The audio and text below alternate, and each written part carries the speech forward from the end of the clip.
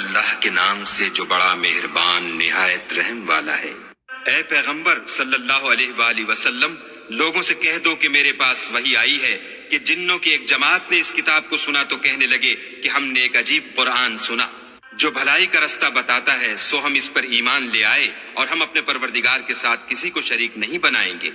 اور یہ کہ ہمارے پروردگار کی عظمت شان بہت بڑی ہے، وہ نہ بیوی رکھتا ہے نہ اولاد، اور یہ کہ ہم میں سے بعض بے وقوف خدا کے بارے میں جھوٹ افطرا کرتا ہے، اور ہمارا یہ خیال تھا کہ انسان اور جن خدا کی نسبت جھوٹ نہیں بولتے، اور یہ کہ بعض بنی آدم بعض جنات کی پناہ پکڑا کرتے تھے، اس سے ان کی سرکشی اور بڑھ گئی تھی، اور یہ کہ ان کا بھی یہی اعتقاد تھا جس طرح تمہارا تھا کہ خدا کسی کو نہیں جلائے گا، اور یہ کہ ہم نے آسمان کو ٹٹولا تو اس کو مضبوط چوکیداروں اور انگاروں سے بھرا ہوا پایا، اور یہ کہ پہلے ہم وہاں بہت سے مقامات میں خبریں سننے کے لیے بیٹھا کرتے تھے، اب کوئی سننا چاہے تو اپنے لیے انگارہ تیار پائے، اور یہ کہ ہمیں معلوم نہیں کہ اس سے اہل زمین کے حق میں برائی مقصود ہے یا ان کے پروردگار نے ان کی بھلائی کا ارادہ فرمایا ہے، اور یہ کہ ہم میں کوئی نیک ہیں اور کوئی اور طرح کے، ہمارے کئی طرح کے مذہب ہیں،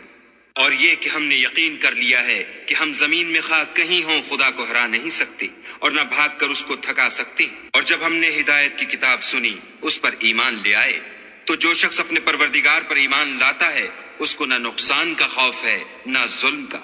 اور یہ کہ ہم میں بعض فرما بردار ہیں اور بعض نافرمان گناہگار ہیں، تو جو فرما بردار ہوئے وہ سیدھے رستے پر چلے اور جو گناہگار ہوئے وہ دوزخ کا ایندھن بنے۔ اور اے پیغمبر صلی اللہ علیہ وآلہ وسلم، یہ بھی ان سے کہہ دو کہ اگر یہ لوگ سیدھے رستے پر رہتے تو ہم ان کے پینے کو بہت سا پانی دیتے تاکہ اس سے ان کی آزمائش کریں، اور جو شخص اپنے پروردگار کی یاد سے منہ پھیرے گا وہ اس کو سخت عذاب میں داخل کرے گا، اور یہ کہ مسجدیں خاص خدا کی ہیں تو خدا کے ساتھ کسی اور کی عبادت نہ کرو، اور جب خدا کے بندے محمد صلی اللہ علیہ وآلہ وسلم اس کی عبادت کو کھڑے ہوئے تو کافر ان کے گرد ہجوم کر لینے کو تھے،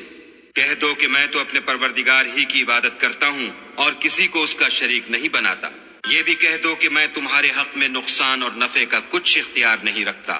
یہ بھی کہہ دو کہ خدا کے عذاب سے مجھے کوئی پناہ نہیں دے سکتا اور میں اس کے سوا کہیں جائے پناہ نہیں دیکھتا، ہاں خدا کی طرف سے احکام کا اور اس کے پیغاموں کا پہنچا دینا ہی میرے ذمے ہے، اور جو شخص خدا اور اس کے پیغمبر کی نافرمانی کرے گا تو ایسوں کے لیے جہنم کی آگ ہے، ہمیشہ ہمیشہ اس میں رہیں گے، یہاں تک کہ جب یہ لوگ وہ دن دیکھ لیں گے جس کا ان سے وعدہ کیا جاتا ہے، تب ان کو معلوم ہو جائے گا کہ مددگار کس کے کمزور اور شمار کن کا تھوڑا ہے۔ کہہ دو کہ جس دن کا تم سے وعدہ کیا جاتا ہے میں نہیں جانتا کہ وہ ان قریب آنے والا ہے یا میرے پروردگار نے اس کی مدت دراز کر دی ہے، وہی غیب کی بات جاننے والا ہے اور کسی پر اپنے غیب کو ظاہر نہیں کرتا، ہاں جس پیغمبر کو پسند فرمائے تو اس کو غیب کی باتیں بتا دیتا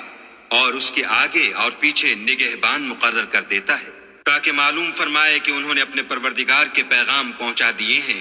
اور یوں تو اس نے ان کی سب چیزوں کو ہر طرف سے قابو کر رکھا ہے اور ایک ایک چیز گن رکھی ہے۔